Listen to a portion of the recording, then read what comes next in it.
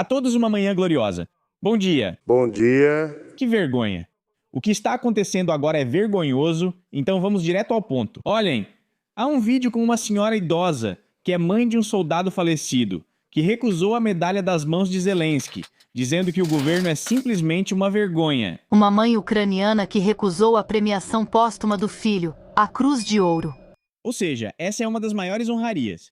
E a mulher recusou. Para ela, receber uma ordem ou medalha de um representante do governo ucraniano não é honra, mas vergonha, sendo sua forma de protesto contra as autoridades. Eu não tenho o direito moral de receber essa premiação das mãos de um governo assim. Você imagina até onde chegamos se até uma mulher que, sem dúvida, se orgulha do filho, que o amava profundamente, ao tentarem entregar a ela uma ordem, diz algo assim. Ou seja, até onde essas autoridades levaram as pessoas. Já discutimos isso e ainda vamos abordar o tema. Por mentiras e corrupção, nossos rapazes pagam com sangue e com a vida. Uma mulher aqui falou muito bem, de forma direta, com vida e sangue. E eu não tenho direito moral, não tenho direito de aceitar essa recompensa. Esse direito é de vocês, por isso eu recusei. Com vida e sangue. E eu não tenho direito moral de aceitar. Não tenho o direito de aceitar isso. Transmita. Por favor, eu ouvi quando o presidente me agradeceu, e o comandante supremo agradeceu, e o comandante agradeceu pela educação do meu filho. No cemitério eu ouvi, hoje eu quero que eles ouçam a minha voz. Aqui neste vídeo, só resta sentir compaixão pela mulher. Claro, lamentamos a perda dela. Quero destacar primeiro que essa é uma postura de princípios, pois ela não aceitou a condecoração. Em segundo lugar, é o fato de que ela não teve medo de declarar aquilo que agora na Ucrânia é considerado traição, separatismo, qualquer coisa assim, narrativas pró-Rússia e tudo mais. E em terceiro lugar, é um discurso excelente. Essa mulher fala muito bem. Fala em ucraniano, em contraste com todos esses comandantes supremos e outros do tipo. E além disso, ela se expressa de forma coerente, ainda mais em uma situação dessas. Ela não fala como todos esses representantes, tipo, aqui está a moça, aqui está isso, de algum jeito e tudo mais. Ela expressa seus pensamentos de forma extremamente precisa e, eu acho muito clara. O próximo ponto é que, bem, Zelensky de novo brigou com a Polônia. Vai... Pequena digressão. Agora, além de algumas correções nos acordos, agora a Polônia não está dando o que supostamente deveria dar. E o Zelensky reclama, mas a Polônia diz, desculpe. Resumindo, em vez de entregar à Ucrânia os caças MiG-29 que prometeram, eles vão enviá-los para a sucata, ou seja, para a reciclagem. Por quê? Bem, aqui dá para dizer que foi mais ou menos assim. Conversaram, falaram, fizeram força e no final choraram. Alguém vai dizer, bem, os ucranianos, porque o Zelensky prometeu, em troca desses mesmos MiGs, que já estão obsoletos sim, mas ainda assim são armas, tecnologias de drones, todo tipo de tecnologia de criação de drones, controle, treinamento, pelo que entendi, para os poloneses. E depois começaram a enrolar, a empurrar com a barriga e, no geral, foram adiando tudo o resto também. A Polônia se cansou disso, ainda mais nesse contexto de briga com a Ucrânia. E os poloneses disseram, desculpem, em vez dos MiGs, vocês vão ficar a ver navios e virando as costas, basicamente também fizeram esse tipo de demonstração. Enquanto isso, Zelensky ficou muito tempo na Irlanda. Bom, muito tempo não, ele passou um dia lá em conversas importantíssimas. Nenhum meio informou o que Zelensky acertou com a Irlanda, ou porque foi ao país durante bombardeio tão intenso. Por exemplo, o prefeito de Kiev, Klitschko, independentemente do que se pense dele, estava naquele momento na própria cidade. E Zelensky, nesse momento, estava na Irlanda, e de lá dizia, cuidado, ucranianos, pode haver bombardeio, cuidado, olhem para o céu, se escondam. Ele veio às pressas, visitou tudo, e até o que não podia, como falei no vídeo da manhã. Em outro vídeo, ele afasta um jornalista enquanto sua segurança também o fazia. Agora ele já declara que a Rússia vai receber uma resposta justa da Ucrânia pelo ataque de hoje a Kiev. E é assim toda vez. Simplesmente, ele bombardeia algo, pois se aviões estão voando, vamos bombardear. Depois, ele vai para o exterior. A Rússia faz um contra-ataque. Zelensky volta e começa de novo a ameaçar a Rússia, insultar Putin e fazer outras operações que, em geral, estão ao alcance dele. E isso já continua há meio ano, ou até mais, Provavelmente já faz um ano. Agora até mesmo jornalistas ucranianos patrióticos começaram a escrever. Por que você está nessa tal de Irlanda? Por que você não está com o povo? 52 mil pessoas passaram a noite lá, na estação de metrô, não em suas camas quentinhas, não nas casas de campo, na estação de metrô, alguns até quase nos trilhos. Nesse momento, o poderoso líder está negociando sabe-se lá sobre o quê, sabe-se lá onde e, o principal, para quê? Qual é o benefício de tudo isso? O que os ucranianos vão ver depois que ele foi para a Irlanda? Não vão ver nada, porque essa viagem foi só por viajar. Agora Zelensky declarou que a Ucrânia certamente retaliará contra a Rússia. Depois, ainda declarou o seguinte: Putin está perdendo esta guerra. É isso que está acontecendo. Ele entende claramente, ou seja, Putin entende que pode intimidar as pessoas e simplesmente destruir a população civil com ataques de mísseis. Putin tem medo do caos. Ele precisa de força, mas não tem força no campo de batalha. Devemos entender que uma escalada pode ocorrer em breve. E novamente, por um lado ele diz que a Rússia não tem força, por outro lado diz que vai acontecer uma escalada. Então de que forma isso pode acontecer? Se, segundo as próprias palavras dele, a Rússia não tem recursos para continuar a guerra e outras operações, mas aqui simplesmente não há lógica. Por mais que eu tenha assistido vários vídeos com eles, aqui uma coisa simplesmente contradiz a outra, salvo raras exceções. E este artigo não é justamente uma exceção. Defendemos um mundo e fim de guerra justos, e enquanto não houver paz, queremos respostas justas. A Federação Russa será respondida pelo ataque de hoje a Kiev. Isso é inútil. E de novo, depois a Federação Russa vai atacar Kiev, e de novo haverá vítimas, e de novo Zelensky vai ameaçar com o punho e dizer: olhem, olhem só. Segundo ele, não só eu, mas muitos blogueiros já afirmavam ser crucial manter a escalada e a guerra no estado atual, porque assim é possível continuar na sua cadeira por muitos meses, se não anos. Agora, por exemplo, ele tentou chegar a um acordo com Zaluzhny, ex-general das Forças Armadas da Ucrânia e comandante em chefe da frente. Que tipo, você não vai por aí, vem por aqui, no sentido de não se tornar presidente e nós te damos qualquer cargo, mas Zaluzhny recusou. E agora Zelensky, bom, não é exatamente pânico, mas mesmo assim ele está pensando em como segurar tudo isso. E naturalmente, com a ajuda de ataques mútuos, tudo isso pode muito bem acontecer. Sobre os resultados dos ataques, muita gente morreu, mas já falei disso no vídeo anterior. Ao mesmo tempo, esse tema continua sendo discutido e amplamente debatido na mídia sobre o fato de Zelensky ter dado um prazo de 40 dias para negociações com Putin.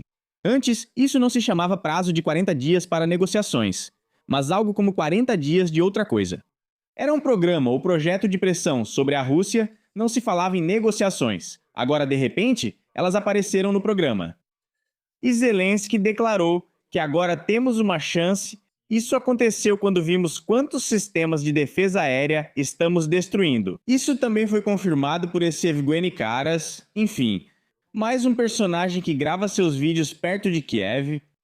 E Zelensky declara: e seus representantes afirmam que agora vamos transformar a Crimeia em uma ilha. E imediatamente os analistas dizem que isso é impossível. A Crimeia ainda não está isolada. Os envolvidos afirmam que isso ainda levará um mês, se for possível. Agora consideram um plano de defesa, não de vitória, basta dificultar o trabalho do agrupamento da Crimeia. E os estoques de combustível vão durar uma semana. Eles têm problemas, mas por enquanto isso não decide o resultado. Novamente, tudo isso contradiz os discursos poderosos anteriores, tanto do presidente quanto de todos os seus asseclas, que diziam que em 1 ou 2 dias tudo estaria resolvido. Nem estou falando em fazer churrasco na Crimeia. Ou tomar um café em Yalta. Falo das declarações recentes de que tudo acabou, há uma catástrofe de combustível, não resta nada e na Rússia já era. Agora todos vão se render. Pelo jeito, Putin vai a Kiev pessoalmente e se render. Zelensky continua contando essas histórias. Ele diz o seguinte, que só a ilha Moscou, e não a Crimeia, fará Putin parar a guerra. Todas as histórias dele sobre conhecer a Crimeia, que o amam lá e que ele precisa dela, são mentira. Assim como o leste do nosso país, ele só conhece por relatórios dos seus oficiais. Putin precisa vender uma grande vitória para a sua sociedade, para fortalecer o apoio dentro da Rússia. Ele tem eleições em setembro. Ele precisa de uma sociedade unida que o apoie, uma Rússia unida. Putin precisa mostrar força. E de novo sobre essa força, a falta de sucessos e tudo mais. Supostamente Zelensky, ao que parece, tem alguns sucessos enormes. E em que mais consistem esses sucessos? Bem, aqui o representante dele se encontrou com Kushner, genro de Trump. E não está claro como isso terminou, não está claro porque isso foi feito. Também são negociações por negociações, mas ainda há algum apoio, pólvora nas polvorinhas, frutas nas bundinhas e políticos nas politicazinhas, junto com os combatentes e outros camaradas poderosos. A Ucrânia também exige da OTAN que alguém entre em algum lugar, seja na OTAN, seja a OTAN na Ucrânia, mas que pelo menos pareça alguma coisa. Isso já continua há muito tempo. Estão nos dizendo que Kiev está buscando da OTAN o reconhecimento de um novo papel para a Ucrânia na arquitetura de segurança. Pelo visto, é aquele porco-espinho, agora está sendo promovido. A Ucrânia busca que seu status de país, que contribui para a segurança da aliança, seja refletido na declaração da cúpula da OTAN em Ankara. E depois lá, que tudo de novo é poderoso, tudo está ótimo. Quero mostrar 2 vídeos agora para vocês. Um deles é justamente em apoio àquela mesma política do Zelensky. Além disso, com uma carga tão forte que seria melhor usar até um traje completo de proteção bioquímica. Em vez desses meus óculos de potência, mas eu vou usá-los. Aqui temos um camarada da indústria alimentícia que antes vendia cheburek em várias barracas. E agora ele é diretor de tomada de decisões anticrise.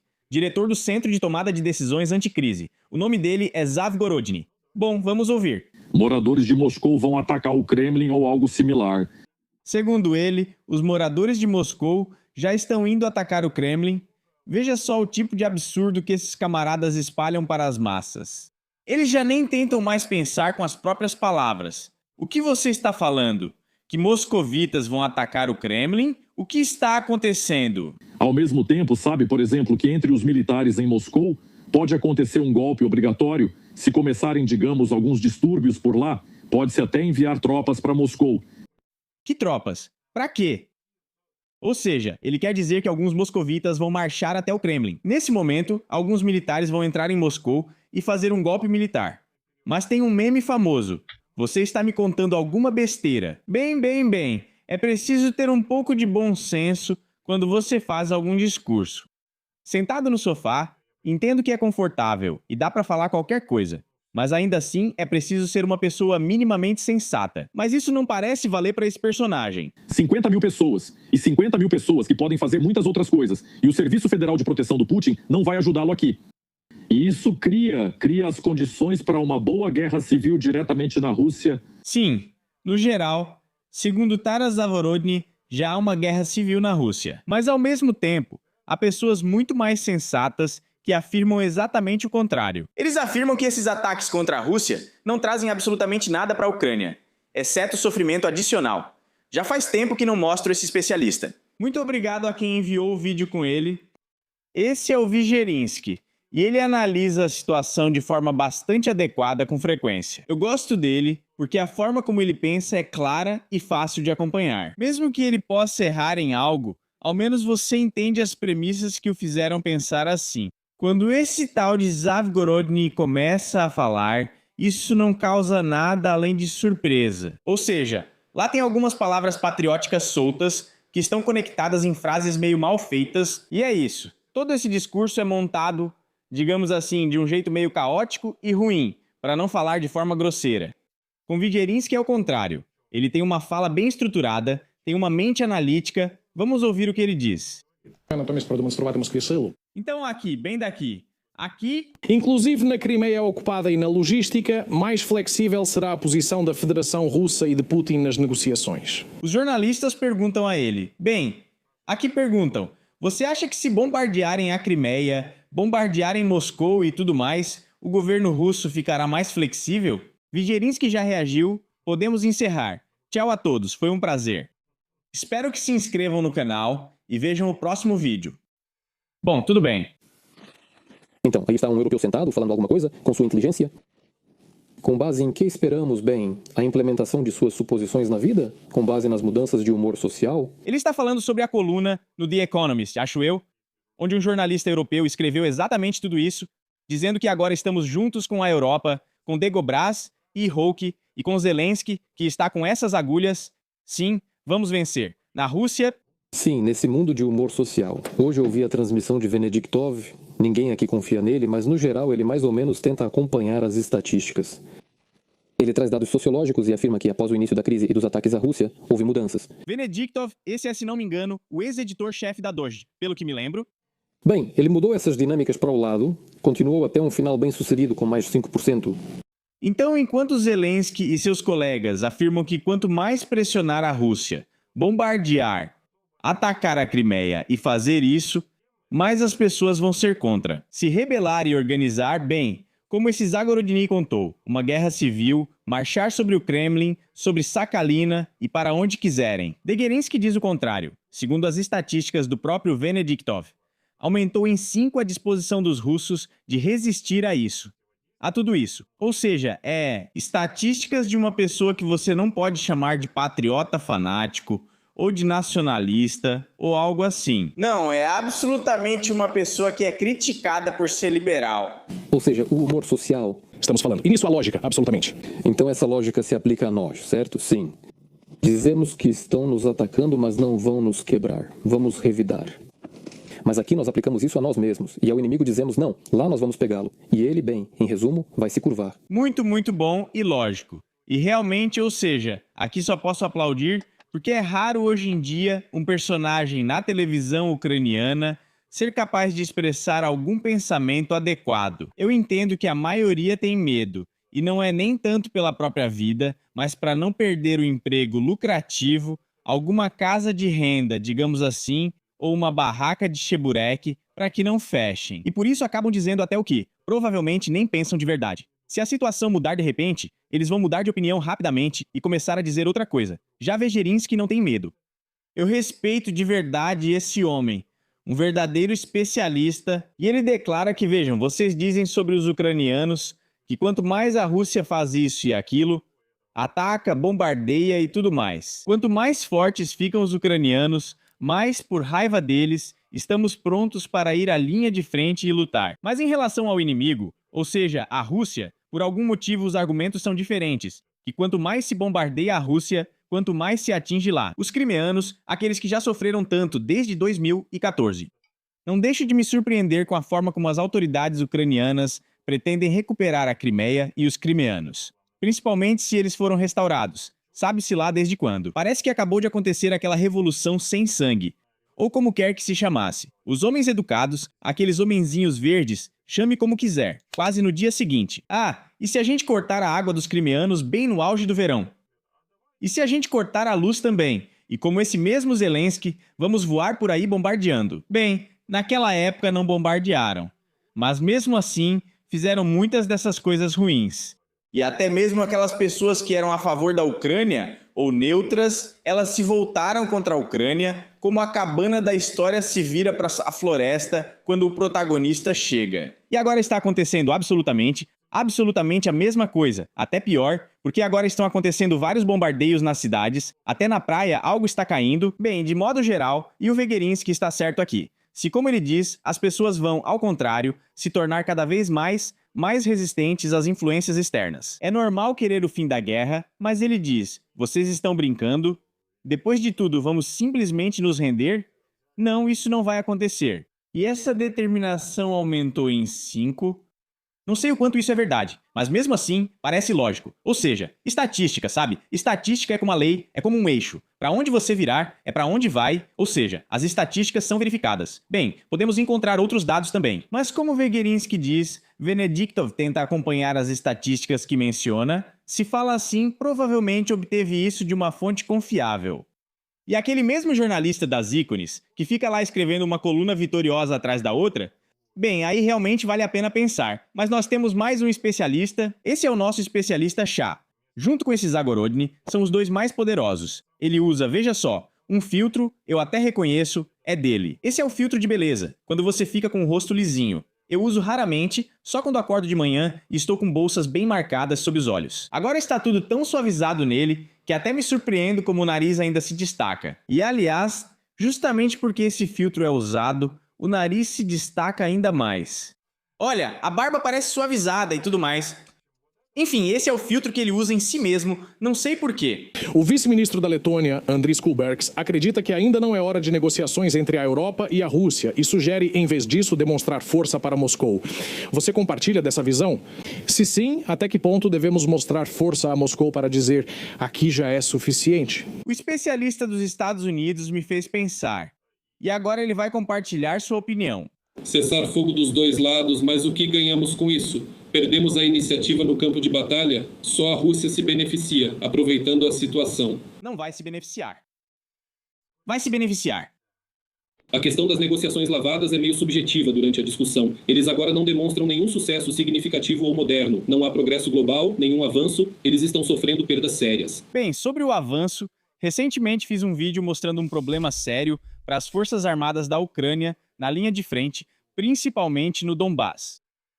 Por isso, o especialista militar dos Estados Unidos continua sendo esse mesmo especialista, só que não militar, mas sim dos Estados Unidos. Então é isso. Caros espectadores, não deixem de escrever o que vocês pensam sobre isso e não se esqueçam de se inscrever no canal, seja para conversar comigo, o autor, ou para dizer, você está errado agora, e eu vou te explicar por quê. Até mais a todos. Vou refletir muito antes de incluir qualquer parte da entrevista, considerando como isso pode terminar e as consequências para quem você menciona e para quem receberá a informação.